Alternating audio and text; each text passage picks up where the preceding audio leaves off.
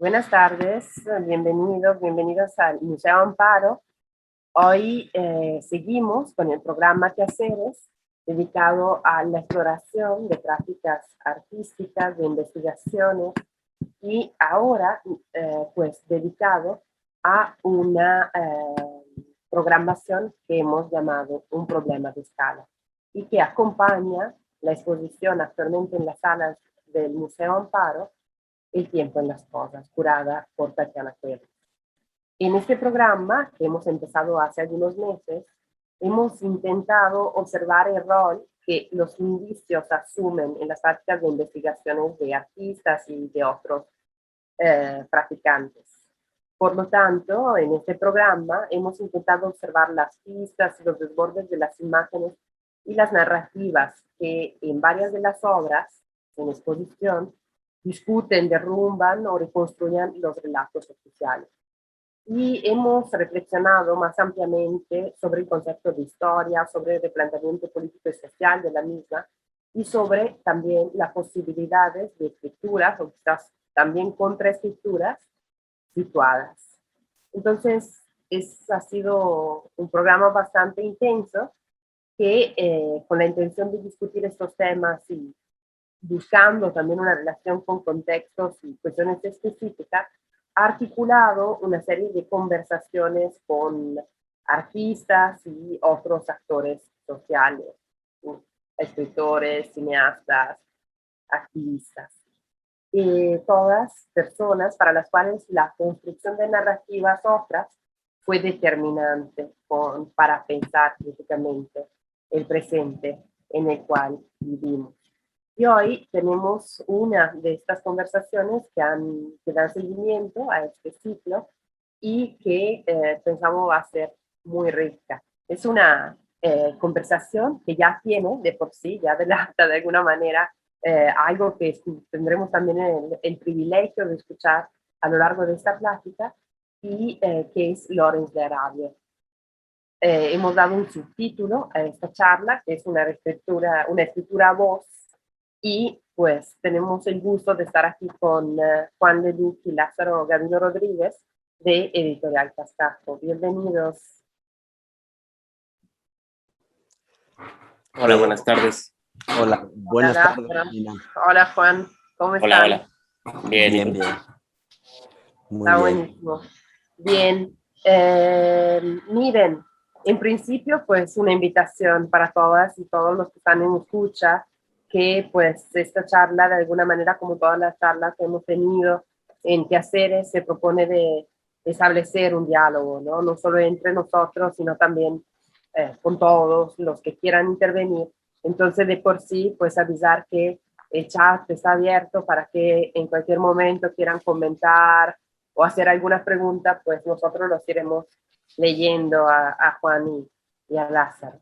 Y por otro lado, también, pues además, otra vez de darle la bienvenida, pues preguntarles si nos cuentan un poco de cómo surge Editorial Cascajo, desde creo otra experiencia que tienen en común, y pues nos van contando un poco de todo eso. Va que va. ¿Empiezas o empiezo? Empieza, por favor. Bueno.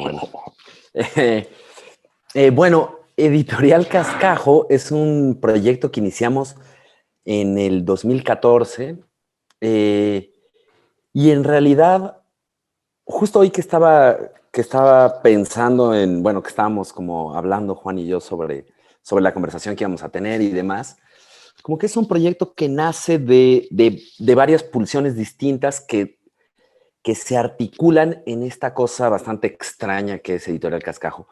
La primera, y siento que para mí es la principal, ahorita Juan me dirá si sí o si no, somos 3 personas en realidad en Editorial Cascajo. Somos Juan Leduc, Andrés García y yo.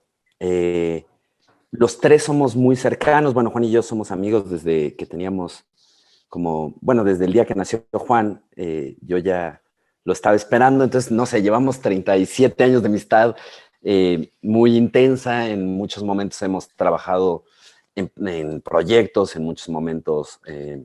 Entonces, este proyecto de alguna manera nace, y Andrés es hermano de Juan, entonces es un proyecto que nace de alguna manera por hacer algo con esta cercanía que teníamos.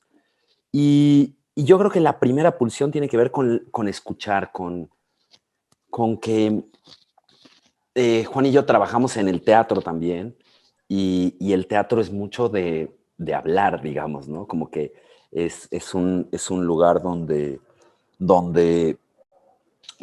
tú convocas a la gente y donde la gente tiene que tener como no solo la disposición de la presencia física, sino una situación bastante constreñida para las espectadoras y los espectadores, ¿no? Estás en un lugar oscuro, no puedes usar tu celular, no puedes comer, no puedes hablar, tienes que estar mirando hacia un lugar específico, o sea, es de mala educación salirse, como que hay muchas cosas que vuelven la experiencia teatral como muy dirigida.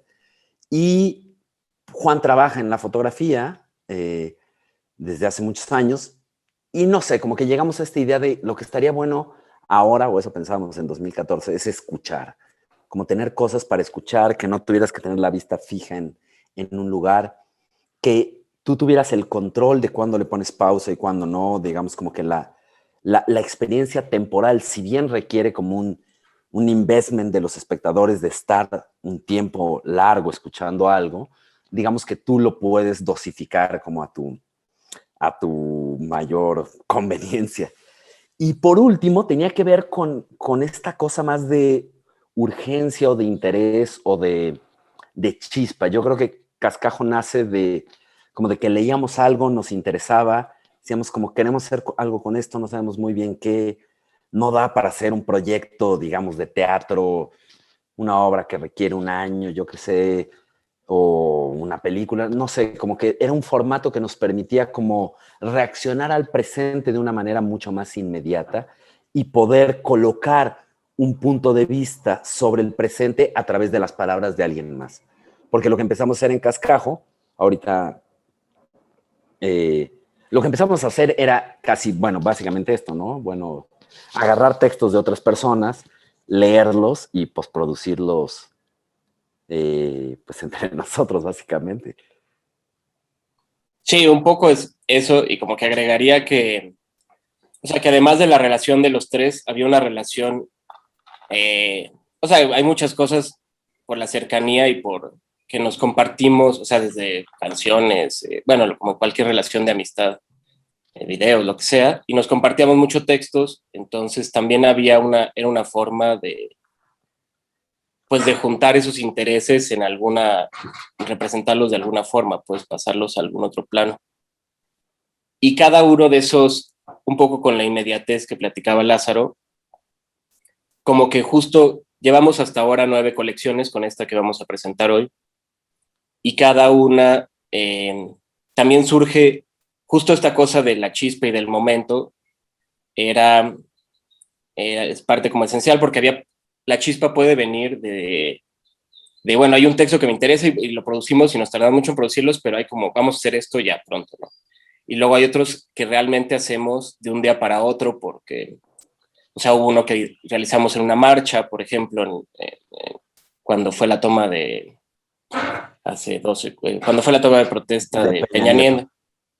Entonces, bueno, pues encontramos y era el aniversario de Revueltas, de José Revueltas, entonces, pues lo podemos hacer de volada.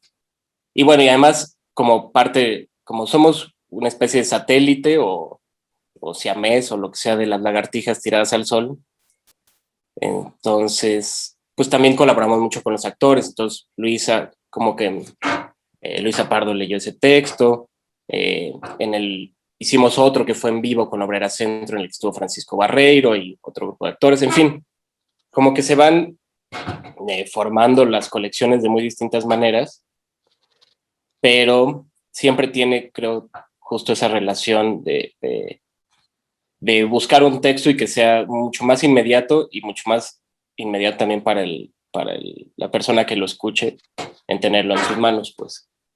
Y hay algo que también es curioso, que bueno, para la gente que escuche pero que no nos conozca, que tiene mucho, digamos, el espectro de textos que usamos en la editorial es muy amplio, como en realidad va directamente es casi, digamos, como una radiografía de lo que hemos estado pensando a través del tiempo.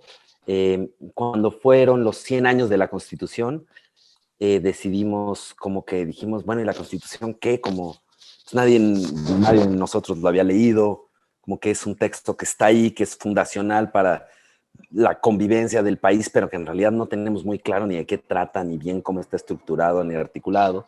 Entonces decidimos invitar a poetas, a 4 poetas y a 4 poetas, poetas hombres y 4 mujeres y 4 hombres, a que leyeran, digamos, la Constitución completa a partir de esta cita que se había dicho sobre la Constitución de 1857, pero es que la Constitución era un bonito poema que nunca se había puesto en práctica.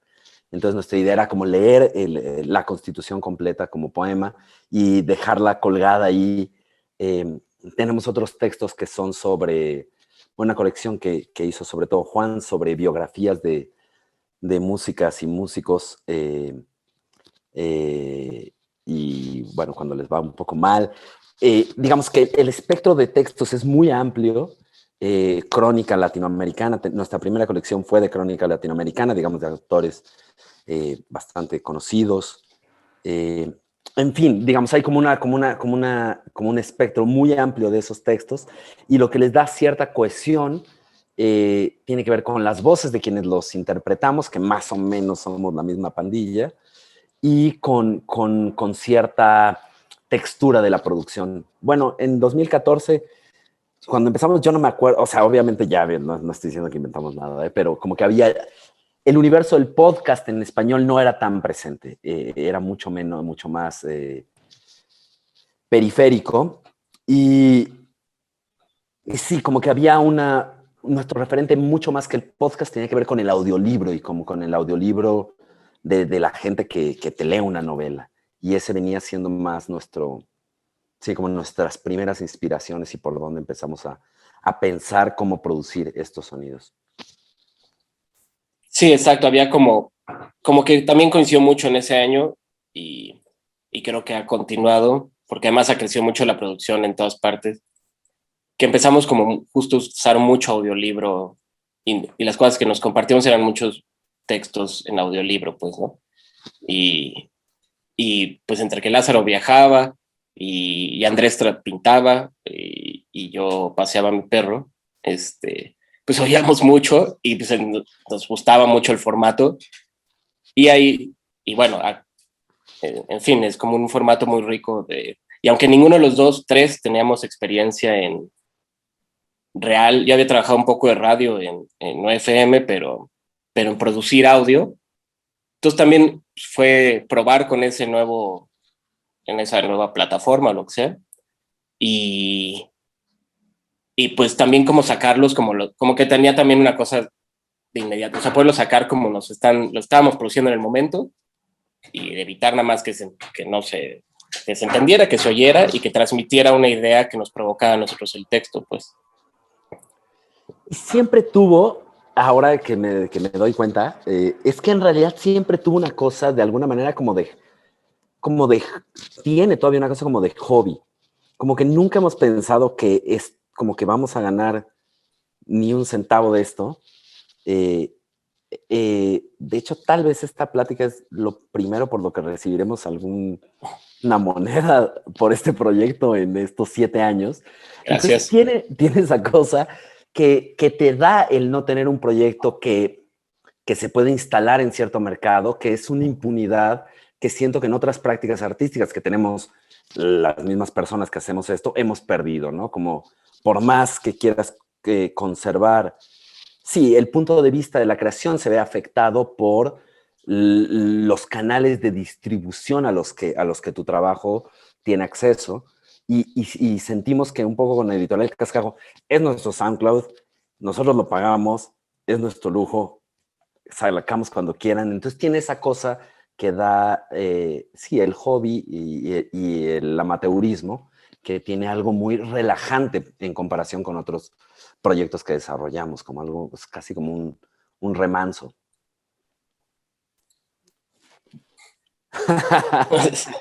Sí, alguna vez, en algún momento, como que lo comparábamos un poco como con esto de juntarse o sea, lo que hacen un poco las bandas, de que se juntan y tocan nada más por tocar para ensayar, pues, ¿no? Porque uno sabe tocar el saxofón, pero toca pésimo, otro toca la batería, pero pues les gusta tocar juntos, echan unas chelas y entonces tiene un poco el espíritu, sobre todo la producción, o sea, ya decimos un texto, la producción es un poco eso, y se manda y oye, bájale acá, en fin, es como mucho más. Y como no son textos nuestros, sí, somos como casi como si fuera una banda de covers, exacto. Gente que intenta a tocar, gente de otra, sí, sin la mayor ambición que pasar un buen rato, pero a la vez, a través de todos estos años, justo lo que yo decía antes, que ahora cuando veo la página, sí siento que hay ahí como una especie de recorrido de preocupaciones que hemos tenido. O sea, el texto de Lawrence de Arabia, que es la colección que vamos a estrenar el día de hoy, tiene que ver mucho con la situación política de hoy, ¿no? Como la historia de Lawrence de Arabia, que no la conocíamos, pero que tiene esta idea de cómo se lucha cuando no se tiene el poder, ¿no? Cuáles son las estrategias posibles para que no detenta la fuerza del Estado, en este caso, y entonces, ¿cómo a través de este texto de Lawrence de Arabia, que escribió Amador Fernández Sabater, podemos repensar la lucha política de hoy frente al panorama que tenemos en México y en el mundo, de cierta impotencia o cierta sensación de falta de agencia política en la esfera pública, y justo como que este texto nos parecía que nos podía dar herramientas para pensar el presente desde ese lugar. Sí, justo agregaría nada más pensando, me quedé pensando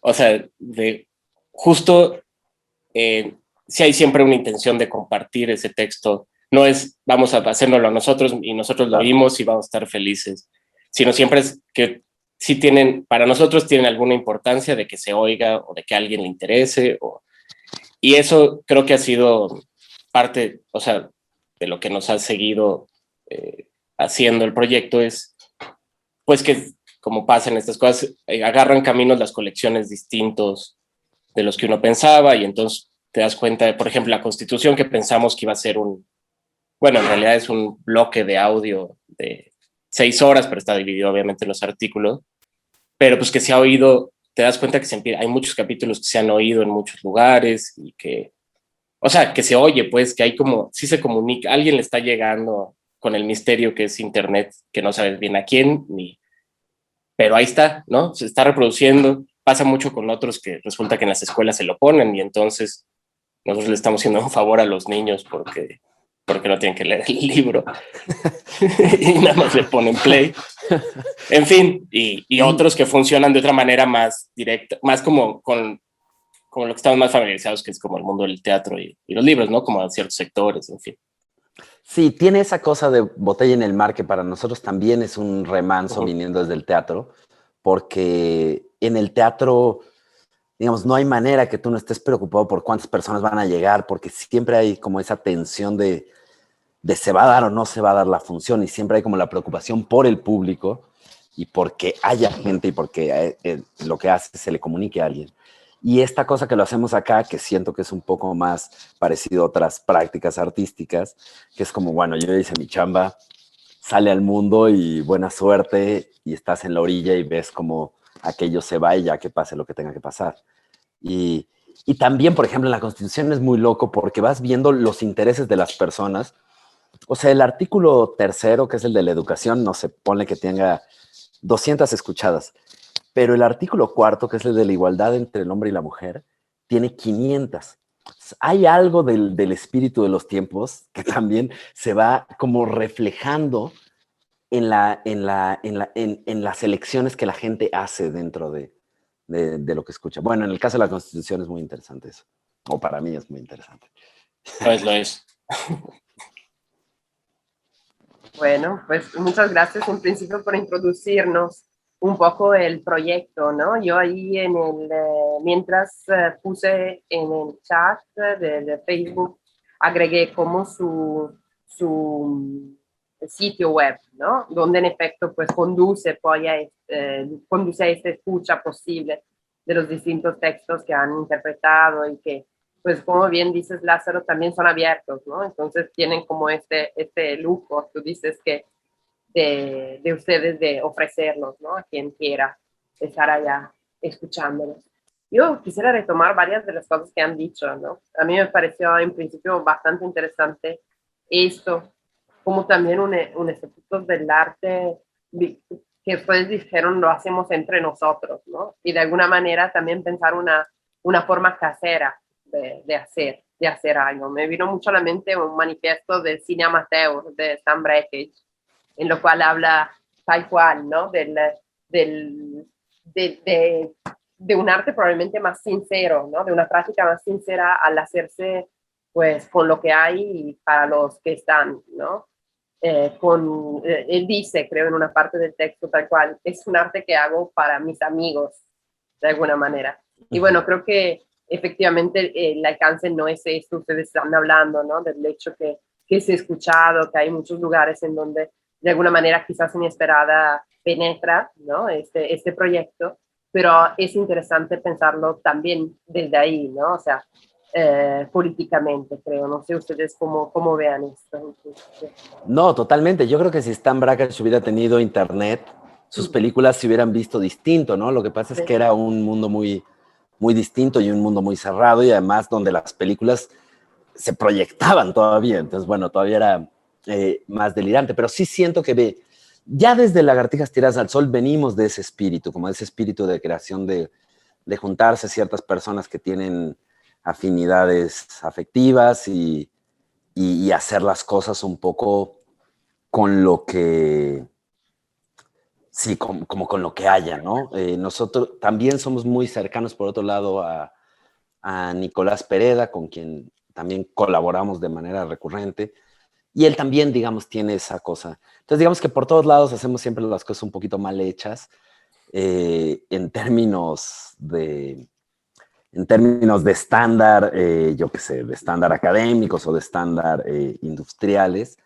pero este espíritu que mencionas de juntarse y hacer algo como para, está muy presente, yo creo, sí, en el centro, ya en Editorial Cascajo creo que ya lo llevamos más lejos aún, como que ya es, sí, ya es casi el colmo de esa idea llevada al máximo, o no sé. Y creo que hay algo que mencionaba Juan, ¿no? En un cierto momento en lo cual tú decías, pues, se pasaban audiolibros y sucedía, ¿no? O los niños le dan play mientras hacen algo, ¿no? Mientras están escuchando. Y allá también creo que hay algo interesante sobre esto en estos momentos. En algún momento, pues, dijeron, ¿no? Que hubo mucho apoteosis del podcast también durante la pandemia, ¿no?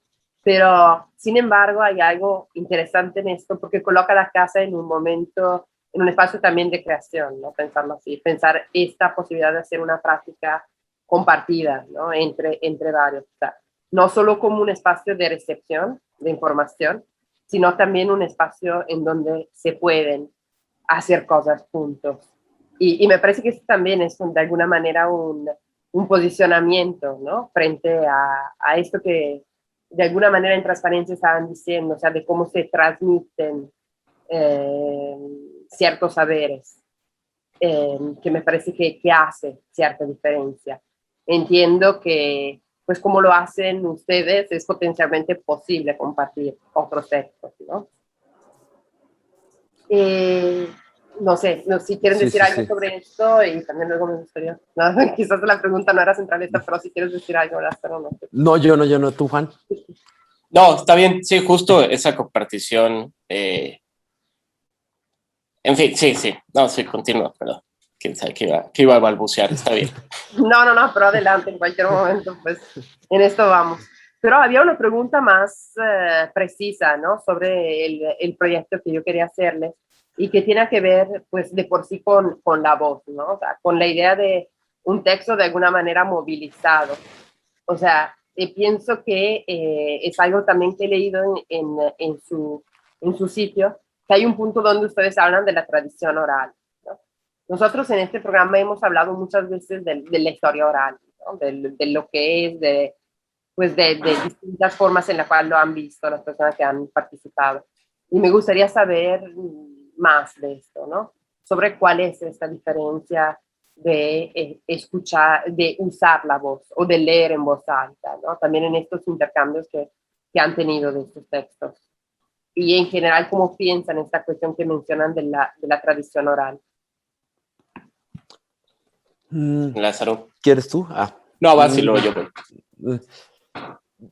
Es que ahorita que lo decías, en el teatro, digamos, en el teatro del siglo XX, el texto está muerto, el texto está muerto hasta que se pone en escena, ¿no? Como que el texto fue perdiendo valor, digamos, el valor que tenía en el siglo XIX y antes, y fue quedando como casi como un poco más parecido al guión cinematográfico, ¿no? Que nadie agarra un guión cinematográfico y lo lee, se considera un sinsentido, porque el guión es la partitura para hacer otra cosa que es lo que en realidad tiene valor, ¿no? Que es la experiencia cinematográfica que se compone de imágenes y sonidos, básicamente. Y un poco hay algo para mí, no que piense que los libros no tienen sentido para nada, pero que está muy profundamente arraigado de que es cuando un texto se pone en acción, se existe en el mundo, que es cuando cobra su mayor potencia. O sí, como si sintiera que el formato de darle concreción a un texto, de darle sustancia, de ponerlo en el mundo, es lo que le da una posibilidad a los textos que ninguna lectura individual se los da. Entonces hay algo de eso que tiene que ver mucho con la práctica teatral y que creo que aquí lo retomamos, o que es parte como de esa idea, como de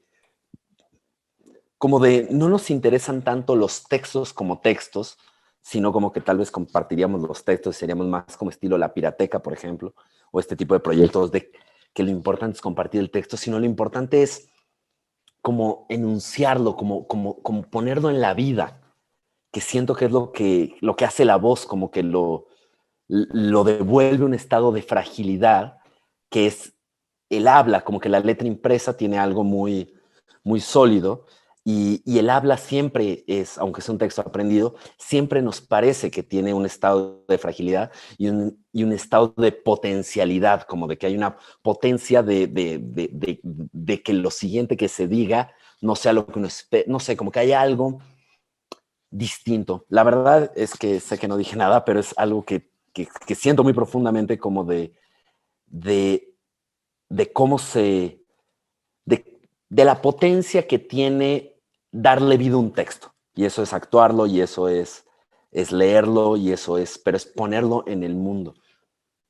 No sí, tiene mucho que ver con la relación, como pensando en los medios, es mucho, o sea, es como que en el radio, por ejemplo, ¿no? Y esta cosa de la voz, solo escuchar voz y, bueno, y sonidos y música, y es como, son plataformas que yo creo que se mueve muy independientemente también el mundo del sonido. Se hacen coqueteos con la radionovela, el teatro, no sé, hay ejercicios en los que se juntan un poco los distintos medios, pero creo que esto es muy cercano al radio y al asunto, y el radio siempre está presente.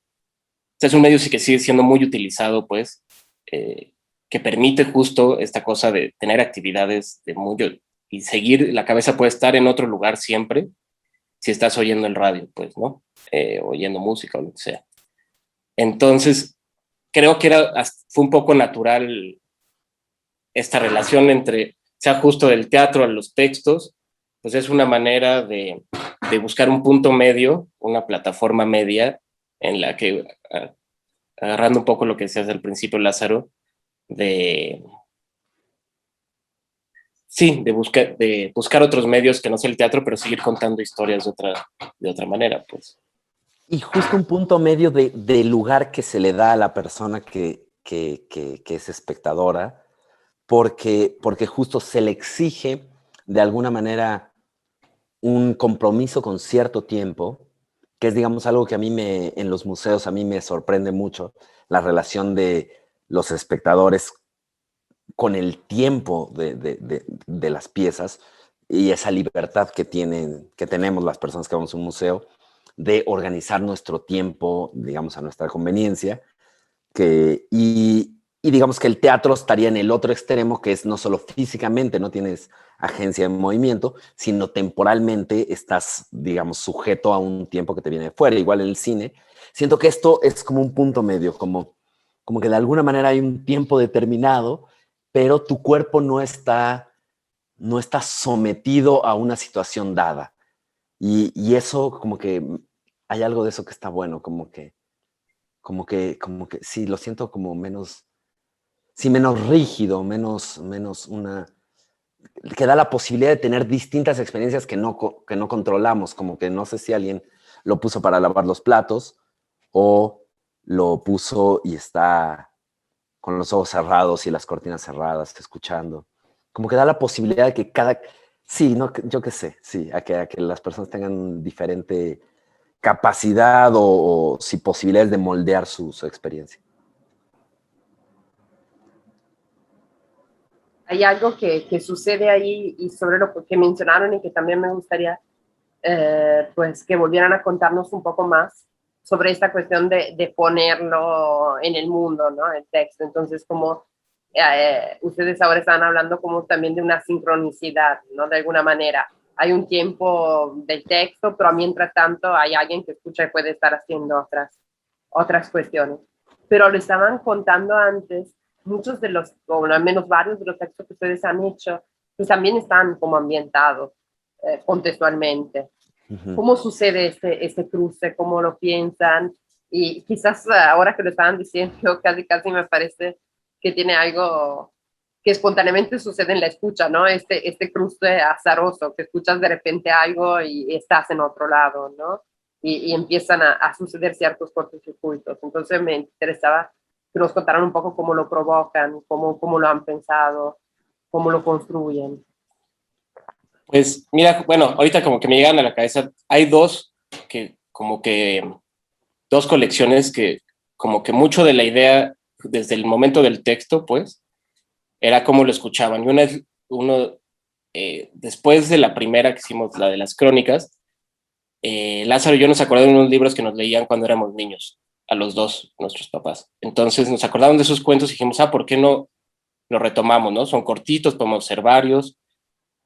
Y tenía una cosa, el sonido, lo que intentamos en nuestra manera rudimentaria, era transmitir la sensación de que te lo estaban leyendo en un cuarto, mientras en la sala estaban pasando una borrachera en casi todos los casos, que era un poco lo que nos pasaba, o el recuerdo que teníamos, como de, bueno, te va a meter a tu papá, y mientras afuera están echando, hay una cena, o yo qué sé, hay como que ese era un recuerdo bonito a partir del oído, y lo pensamos mucho con esos cuentos, ¿no? Entonces, ya quién sabe cómo se transmitió eso en el proceso, y un poco la Constitución también. Ahí lo que hicimos fue leerla, transmitir que se leía en una sentada, pensamos en una fonda que está al lado tal cual de la Suprema Corte de Justicia aquí en el Distrito Federal, y que era como una sentada y que se sintiera, sabemos que es un ejercicio que nadie va a hacer, de leer, oírla toda, pero que se sintiera como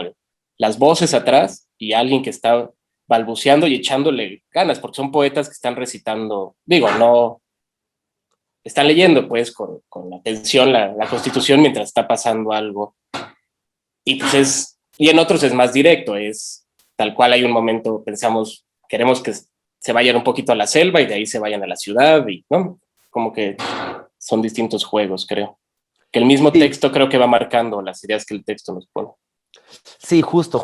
De hecho, sí, como que hay unos que son más ilustrativos, digamos, en el sentido más tradicional, como de que estás en una película y entonces cuando estás en la selva, pues, te vas a la selva, etcétera, etcétera. Como que te va ayudando a vivir los paisajes. Y hay estos otros, sobre todo el de los niños que comentaba Juan, que justo es algo que es una idea que no está directamente ligada con el contenido de los cuentos, sino con la situación que nos interesaba de los cuentos. Como no tenemos hijas, ni Andrés, ni Juan, ni yo, siempre había esta cosa de... Sí, no sé, como que había algo de una pérdida de casi estaría bueno tener hijos para poder tener a quien leerle esos cuentos que tanto nos gustaban, ¿no? Entonces, no sé, siento que sí que han sido diferentes tratamientos de las ideas del sonido y bueno, ahorita oirán en este último de Lawrence de Arabia que sí, que tiene una cosa entre las dos, como una cosa mucho más de situar estas ideas políticas en un contexto y bueno, ya lo irán a ver qué les parece. Nos vamos adelantando que escucharemos, pero creo que hay una última nota que me gustaría pensar, ¿no? Con ustedes antes de empezar y pues que también puede servirnos para introducirlo. Y sobre estas sobreposiciones, ¿no? Como hay el tiempo de ese texto que se queda como en un pasado, hay un tiempo de un presente en lo cual ustedes colocan, ¿no? Y también en la plática introductoria que nos dieron, pues estaban mencionando esta cuestión que varios releen, ¿no? Son como también una especie de apuntes, una sobreescritura a ese texto que se hace como una nota sobre un presente, ¿no? Entonces, no sé, también si pudieran contarnos un poco más de esto y quizás a propósito de esto empezar a introducir eh, esta escucha que tendremos. Sí, no sé, yo siento que hay, justo en varias colecciones hay una que no es un propósito, sino que sucede, que es, hay un texto que nos parece que o lo recordamos o lo leemos en ese momento y nos dice, esto hay que compartirlo, es como una forma de casi darle retweet, pues, ¿no? Como pero que se lea y que se vea, o sea, si le das, quién sabe quién lo va a leer, entonces vamos a darle un marquito ahí para que... Y yo siento un poco que este de Lorenz es eso, como nos pasó también, pues sacamos ahí una cosa de las zapatistas. De la carta, sí, justo. De las zapatistas que sacaron un comunicado y era, pues fue hace 2 años, creo. Bueno, entraba la discusión, sacaron la carta y decimos, bueno, pues está muy bueno sacar el comunicado y nada, y meterlo a la discusión, pues nada más, o ayudar que se difunda también un poco en ese caso. Siento que es, pues, abrimos una discusión, no sé cómo, pero es muy del momento, pues, muy de en una semana se nos ocurrió, vamos a hacerlo, pues. Y tiene también que ver, pasó un avión muy cerca, no sé si lo escucharon por allá, pero pasó mucho más cerca de lo que normalmente pasan. Sí, yo siento que la colección que vamos a ver ahora, lo de Lawrence de Arabia, tiene mucho que ver casi con las elecciones del domingo y con esta sensación un poco de desasosiego y de orfandad frente al panorama político al que nos enfrentamos y una especie de, no sé, supongo que cada generación lo vive de manera distinta, pero no sé, tengo una sensación de que hay una buena parte de mi generación y bueno, de nuestra generación, que tiene que ver como con cierto, casi con cierto como cansancio, como con cierta idea. Sí, sí, es un desasosiego, es una desesperanza, o eso siento yo muy profundamente. Y hemos trabajado mucho sobre, por ejemplo, cuando en 2012, cuando Peña Nieto llegó a la presidencia, hicimos un proyecto grande sobre el PRI, y ahí había cierta, no sé si era por la edad o por la situación política, cierta vitalidad política de hay que mandar las cosas a otro rumbo, como que esto está mal, pero debe haber un rumbo que está bien. Y no sé, ahora mi sensación es un poco menos optimista y un poco más, sí, como... Y además yo siento que es lo que tiene, bueno, justo se siente un poco, es una propuesta el texto, o sea, lo que está tratando es o sea, es muy abierta la propuesta, no está diciendo un manual, ni un manifiesto, ni nada, nada más es, sigamos, pues, y hay muchos, justo leyendo algo que pasó en el siglo XIX, o bueno, más en el siglo XX, a Lawrence de Arabia, pero esto se puede, y hay muchos ejemplos como para este texto parecidos, pero como de busquemos otras maneras de participar. Y es un texto que se hizo cuando fue en las manifestaciones de la Plaza del Sol y en España, o sea, con ese propósito, y que pues también es una forma, pues está Lawrence de Arabia, que es viejo, luego es una cosa que pasó hace ya varios años, pero no tantos, y se puede volver, las ideas se pueden seguir moviendo y en eso. Total, hay algo que me gusta mucho y que creo que es algo que hemos explorado en el programa en general y que esto nos cuenta muy bien. O sea, esta posibilidad de agarrar un cachito de historia, ¿no? Y usaron mucho la palabra mover, ¿no? De alguna manera. Entonces, estar no sé, en una especie de, bueno, en este caso medio pantanosa, ¿no? Como unas arenas movedizas quizás, pero en general de estar moviendo las historias. Creo que cerrando esta parte y preparándonos como a la escucha, hay algo muy interesante en esto del vulnerabilizar también con la palabra, esto, del llevarlo al presente, de llevarlo casi a la mesa, como decíamos al principio. ¿Qué tal? Vamos a escuchar un cacho, todo este episodio, ¿cómo le dicen? Perdón, porque ustedes usan la palabra muy específica. Nosotros le llamamos colección. Una colección, esa colección. Sí. Pues podemos oír, no sé qué piensen, podemos oír un poco, podemos oírlo todo, podemos como se sientan. Lo que quieran. Vamos. Pues lo que dices, Lázaro. No, pues como ahora sí que son 7:40, si nos pasamos tantito de las 8, ¿no hay problema? No hay problema. Ah, bueno, pues entonces vamos a oírlo todo y quede quien quede, caiga quien caiga y que quede por ahí. Va. Vamos viendo. Ok, entonces déjenme, hago la logística aquí. Vamos a hacer también una logística de imagen porque vamos a desaparecer, pero para que la gente que se conecte a Facebook no vea que está todo negro, entonces vamos a poner una imagen por aquí. Bueno, entonces me va a salir de cámara y le va a quedar, digo 3 y le pongo play. Ok. Hola. Bueno, yo aquí ya estoy listo. Va, 1, 2, 3. Editorial Cascajo presenta.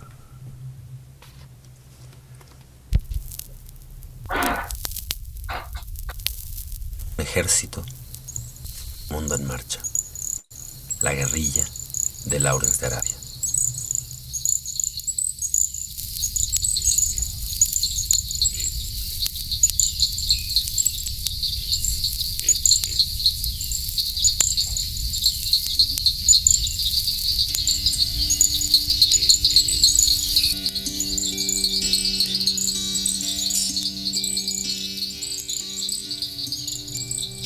¿Cuál es la fuerza de los débiles? ¿De dónde sacan su fuerza los que no tienen fuerza?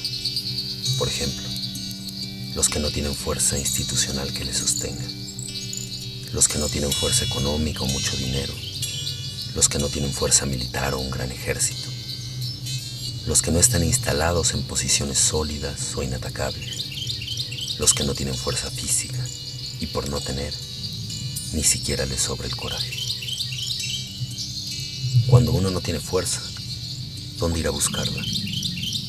Necesariamente hay que encontrarla fuera de uno mismo, más allá de lo propio, de la propiedad, de la identidad, del patrimonio. La experiencia de Lawrence de Arabia, narrada en Los 7 Pilares de la Sabiduría, su diario árabe, nos permite pensar sobre todo esto. La guerrilla que Lawrence encabeza contra los turcos es débil, a pesar del apoyo inglés, pero encuentra fuerza en una relación con el tiempo, en la simpatía de las poblaciones, en el conocimiento inmanente del territorio, fuera de sí misma, en cierta relación con las cosas. Hay que afinar una escucha para detectar las potencias, una sensibilidad para entrar en contacto con ellas, una empatía para hacerte su amigo. Escucha, sensibilidad, empatía, la fuerza de los débiles. En 1914, Thomas Edward Lawrence es oficial inglés. Asume el cometido de articular a las diferentes tribus árabes para la guerra contra los ocupantes turcos, que eran aliados de los alemanes durante la Primera Guerra Mundial. Lawrence, un teórico, un estudiante brillante de Oxford, un devorador compulsivo de libros, aterriza en el desierto árabe con el desafío de idear una estrategia eficaz contra una fuerza que es infinitamente superior en cuanto a número de hombres, potencia de fuego, comunicaciones, infraestructuras, etc. En el capítulo 33 del Diario Árabe, Lawrence explica su idea de guerra y estrategia. Lawrence pasa todo ese capítulo en la cama, afiebrado, en medio del desierto y el calor insoportable, pero en ese estado de extrema vulnerabilidad tiene una visión. La lucidez creadora le llega cuando está enfermo. Lawrence delira su teoría de la estrategia. Alcanza a ver cómo esos beduinos que van a camello y no tienen artillería pueden vencer al ejército turco, poderoso en materia de armamento y entrenado por los alemanes. En medio de esas fiebres a Lawrence se le caen todos los libros de estrategia y guerra que ha leído. Decide que los libros que le han educado ya no le sirven, que todas las teorías de la guerra que ha mamado, de von Clausewitz a von Glotz, son insuficientes. Es una crisis fecunda. He de elaborar mi propia idea de la estrategia y la guerra, se dice Lawrence. Tengo que pensar por mí mismo, con cabeza propia. No vaya a ser que esos libros amados estén pensando por él y no al revés, porque ni von Clausewitz ni von Glotz han tenido que vérselas en el desierto con un ejército compuesto de beduinos y camellos. Han batallado en otros paisajes. Sus teorías de la guerra surgen de otras experiencias. Lawrence tiene el desafío de desarrollar una teoría original de la guerra conforme a las circunstancias en las que se encuentra.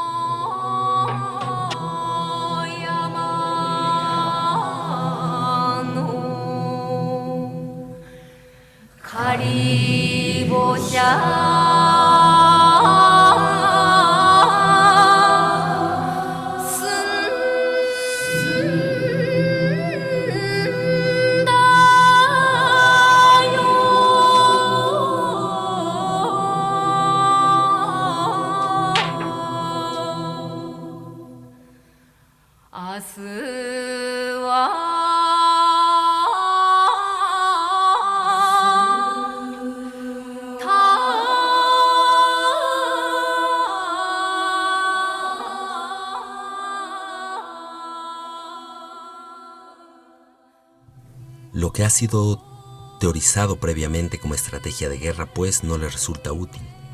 Lawrence da entonces un giro radical de perspectiva y pone toda su atención en la situación que habita. Piensa a partir de la situación y no del modelo de guerra establecido en los libros. Deja caer el modelo abstracto y pone toda la atención en lo concreto. ¿Qué hay? ¿Qué recursos y apoyos me ofrece lo que hay? ¿Cómo usarlos? Activarlos. De los libros a la situación. El buen estratega es aquel capaz de dejar que se le caigan los libros una y otra vez, para poder así hundirse en la situación que habita y pensar a partir del lugar donde está. A la hora de elaborar su propia idea de la estrategia, hay una primera decisión en Lawrence que es importante. No pensarla según el esquema de los medios y los fines. Ir más allá justamente de la definición clásica de estrategia, que la describe como el pensamiento racional de los medios y los fines que busco y los medios que pongo en marcha para alcanzarlos. Lawrence rechaza ese pensamiento, al que equipara con subir unas escaleras. Primero la batalla y luego la guerra. Primero la táctica y luego la estrategia. Cada una contenida en la otra, jerárquicamente relacionadas. ¿Por qué? Yo diría que ahí descarta pensar según dos ejes: el de finalidad, una dirección, un objetivo, y el de totalidad, visión de conjunto. Esos dos ejes chocan con el elemento de la multiplicidad, desvalorizan la diversidad y llevan a pretender disciplinarla. Los árabes que lidera no son una nación, sino una polvareda de tribus dispersas. Cada una vive a su modo, tiene sus costumbres y sus hábitos, sus formas de vida.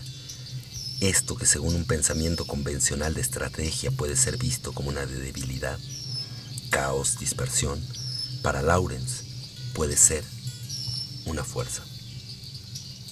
Es una idea contraintuitiva. Presuponemos que la eficacia reside en cierta homogeneidad, en una cierta sincronización, que los distintos elementos vayan todos en la misma dirección.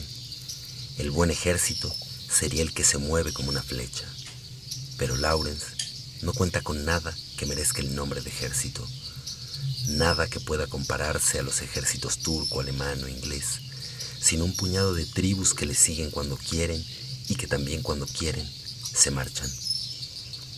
Esto se ve magníficamente en una escena de la gran película de David Lean, con Peter O'Toole interpretando a Lawrence. La guerrilla detiene un tren turco volando las vías. Vence las resistencias que oponen los soldados que viajaban en los vagones y luego esquilma el transporte. Después del pillaje, una de las tribus nómadas se despide. Los oficiales ingleses se quedan perplejos. ¿Pero cómo? ¿Os vais? ¿Y la guerra? Les llaman cobardes y traidores. No entienden. Nadie, salvo Lawrence, lo entiende. Las tribus nómadas que conforman la guerrilla de Lawrence son libres. No se someten a los ingleses, ni siquiera a Lawrence. Lawrence es una figura en la que ellos confían, y ganarse esa confianza ha sido todo un trabajo, pero no le deben obediencia. No someten a él su autonomía. Lawrence, como hemos visto, parte una y otra vez de lo que hay. No parte de los manuales ni de lo que debe hacerse según tal o cual libro, sino de las potencias que atraviesan lo que hay. Solo esas potencias pueden llevar a la guerrilla a la victoria. ¿Cómo hacer de la diversidad una fuerza? Esa es la pregunta. Si sobre la diversidad de fuerzas, de tribus, de tiempos, de mundos, Lawrence hubiese aplicado el esquema clásico de la estrategia, lo que habría resultado sería debilidad y pobreza, carencia y falta. Porque lo que hay es deficitario desde el punto de vista del ideal y del modelo. No hay ejército, no hay disciplina, no hay homogeneidad, no hay lo que debería haber.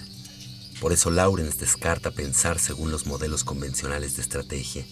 Tiene que encontrar la forma adecuada para que lo que hay se exprese como potencia.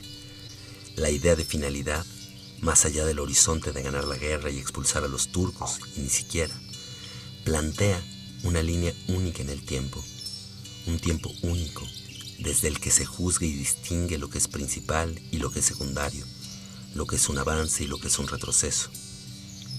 Pero en la guerrilla de Lawrence hay una multiplicidad de tiempos, no solo una línea recta que conduce hacia un objetivo, y según la cual la diversidad de elementos debe ordenarse, sino una multiplicidad de tiempos, una multiplicidad de maneras de estar en la guerra, una multiplicidad de objetivos. En esa batalla colaboran tal y cual tribu. En aquella incursión participan estos beduinos y esos otros. La diversidad no se organiza jerárquicamente según una línea única, sino que hay engranes provisionales siempre puntuales. La idea de totalidad o de visión de conjunto piensa la diversidad como partes de un todo. El todo el que las organiza y les confiere un valor que en sí mismas no tienen. Si la diversidad no se teje con la aguja de un plan de conjunto, se supone que el resultado solo puede ser desilvanado, caótico, disperso. Lawrence mira distinto. Cada tribu, cada iniciativa, cada foco de resistencia son una potencia y una fuerza, tienen valor por sí mismos, poseen su propia inteligencia, su propia autonomía. Hay que configurar una estrategia que intensifique en lugar de reducir y anular esa potencia y esa fuerza. La idea de totalidad, de partes de un todo, de punto central que ordena las distintas situaciones desde el exterior, impide acoger la diversidad de las potencias específicas.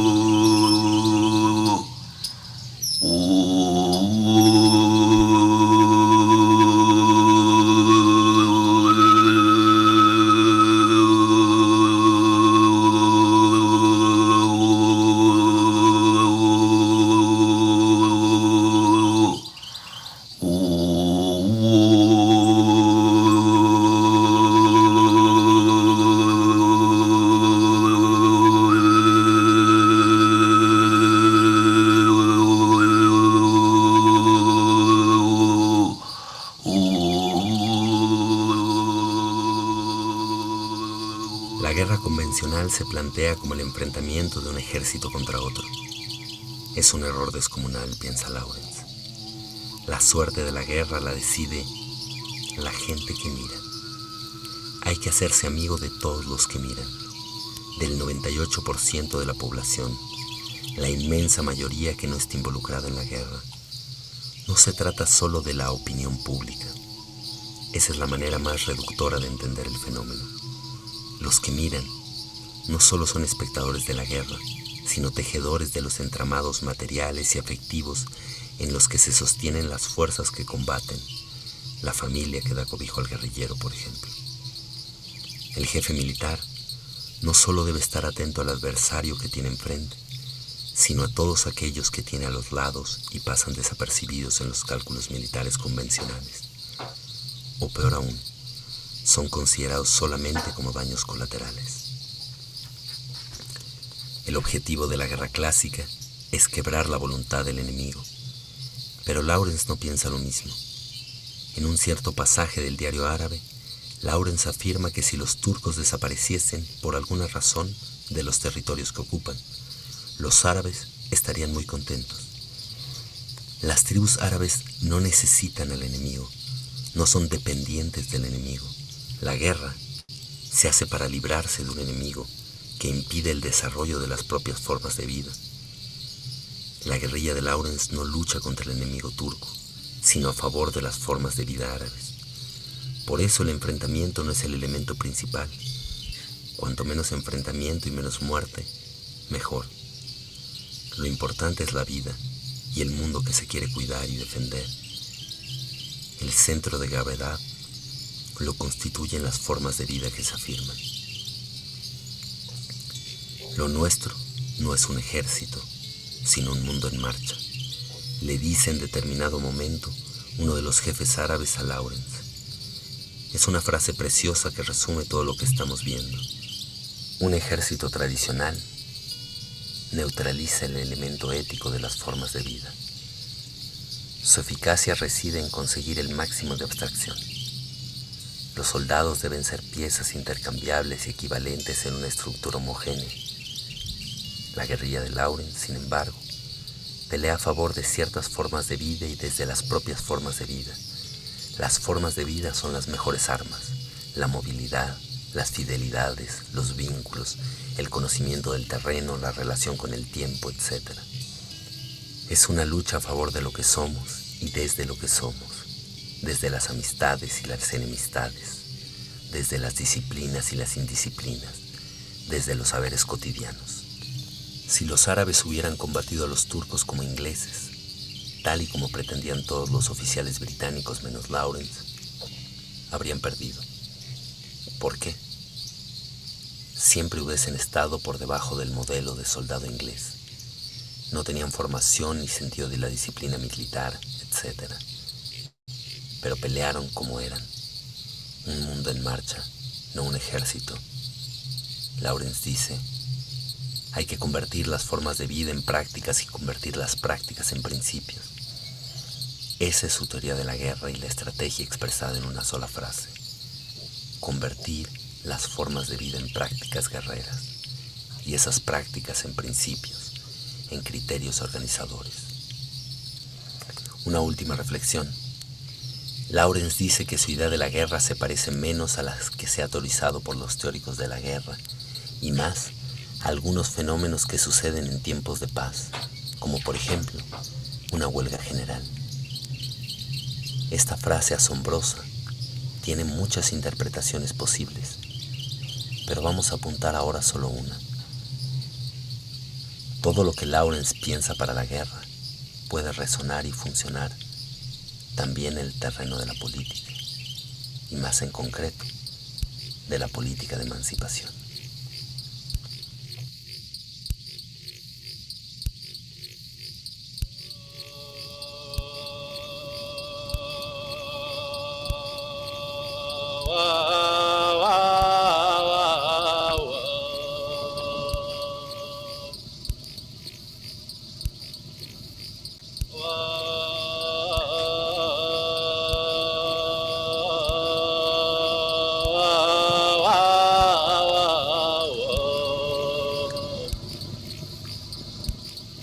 اللي جمع عليك النيام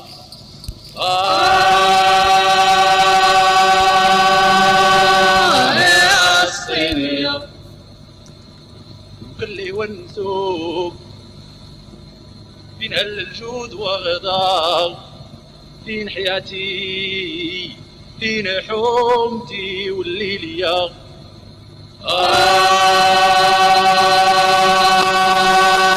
يا الصينية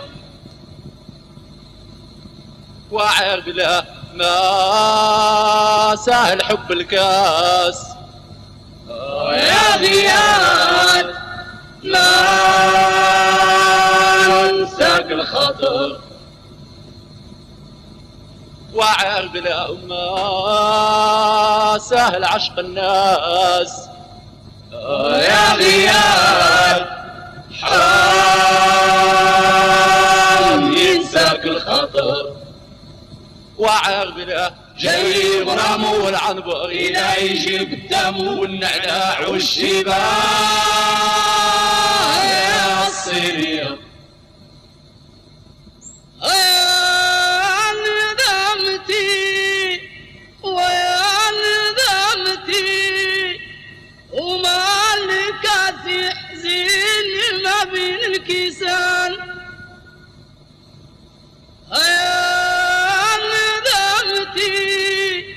ويا ندمتي وما لك تاينين زاد قواعني الحزان مالكاسي باكي وحدو مالكاسي ناضو بحدو مالكاسي يا وحدو هادان كدو غاب سعدو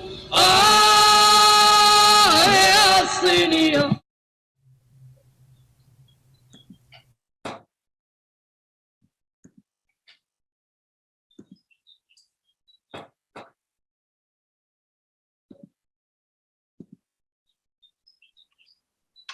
Estamos de vuelta. Gracias por la escucha. Y bueno, hay algo ahí que no sé, si efectivamente el tiempo que nos queda no es mucho, pero que me gustaría que nos contaran. Pues hemos escuchado esta historia de Lawrence de Arabia y un poco nos han contado, ¿no? Que por qué lo estaban reviviendo y pues acá hemos escuchado sobre el concepto de estrategia posible y quizás la ausencia, ¿no? de una estrategia. No sé, me gustaría que nos contaran un poquito más de esto y un poquito más también de cuál es esta ambientación, que queda bastante misteriosa. De repente parece un engranaje, de repente parece un parque, de repente, pues hay muchas pistas. ¿Quieres hablar tú, Juan? Si quieres hablar tú del sonido. El sonido, bueno, hace rato, antes de que lo pusiéramos, no le dije nada para qué, pero es justo un pantano, entonces, digo, no se transmite tanto el asunto del agua, pero es un, ahí justo está, había un poco como que buscarle al texto con la, como ubicarlo en un lugar espacial y también ponerle, no sé, había como una especie de tono que con la guitarra sobre todo iba acompañando aquí, creo que era más que en la idea del concepto, había una cosa más de acompañar el texto y que se escuchara bien y se fuera guiando. Y con las voces era tratar de poner acentos pues, para salirse un poquito de la reflexión y que haya un momento de reflexión de cada quien sobre lo que se acaba de decir un poco. Sí, Juan hace normalmente eso también, que es como dentro de una parte grande de texto, como que da un espacio de musical, digamos, como para que las ideas te caigan. Como más espacio del que normalmente se daría en un podcast o algo así, de algo más abstracto. Como que siento que es más como en el radio, como de que ahora vamos a una canción y te mandan a otro universo, pero como es parte de lo mismo, te va como que te deja, yo qué sé, en el mejor de los casos, te meten eso. Sí, yo qué sé. Y nada, también nos sorprendió mucho la historia de este hombre porque es un poco lo que hablábamos hace rato, pero como la sensación de que no tenemos lo necesario hoy para transformar la situación en la que nos vemos inmersos como ciudadanos y ciudadanas. Y un poco sí, la moraleja del texto es, yo qué sé, pero como justo cuando no tienes lo necesario, eso que tienes puede ser lo necesario para transformar una situación dada. Como no, lo que crees que es lo necesario no necesariamente es lo necesario. Entonces, no sé, había como una cosa más esperanzadora. Y justo en el texto de Amador, en el original, habla de cuando la policía cerca la Plaza Sol y entonces los manifestantes ya no pueden entrar y en vez de intentar entrar, que era lo que harían lógicamente, como, sí, como tratar de ganarle el terreno a la policía, empiezan a cantar chao, chao, chao, nos vamos a Callao y se van a otra plaza, entonces la policía se queda resguardando un lugar vacío y como esa flexibilidad de acción, como que era algo que sentíamos que se ejemplificaba bien en el texto y con el personaje Lawrence y así. Entonces nos parecía inspirador. Creo que sí lo fue. Nos quedamos pensando y bueno, en efecto, creo que con lo que dices, cerramos con lo que hemos empezado, ¿no? Que de alguna manera es hacer con lo que hay. De hecho, el texto dice algo muy parecido, ¿no? Sí, sí, sí, exactamente, exactamente. Sí. Bueno, pues Bueno, muchas gracias. Gracias por habernos dejado escuchar esta obra que creo que apenas acabaron de hacer. Y pues allá estaremos en la escucha de lo que sigue, ¿no? De estas notas. Y pues, claro, para ir cerrando, pues creo que fue una ocasión, con otras que tuvimos en estas conversaciones, para pensar otras maneras de darle vuelta a la escritura de la historia. Les agradecemos mucho, no sé si tengan algo más que quieran agregar. Bueno, sí, nada más o sea, creo que nunca lo dijimos, pero todos los audios o sea, nada más le das clic, no hay que suscribirse ni nada, y están en la página que es editorialcascajo.org y también en SoundCloud. Bueno, en realidad, googlean Editorial Cascajo y los lleva a cualquiera de los audios, pues. Pero ya, muchas gracias por nada, invitarnos. gracias por invitarnos y a la gente del Museo Amparo, a Ana y a Silvia que estaban por ahí y a ti y nada, gracias. Sí, muchas gracias. Saludo a todas y a todos. Chao, chao. Hasta la próxima. Chao.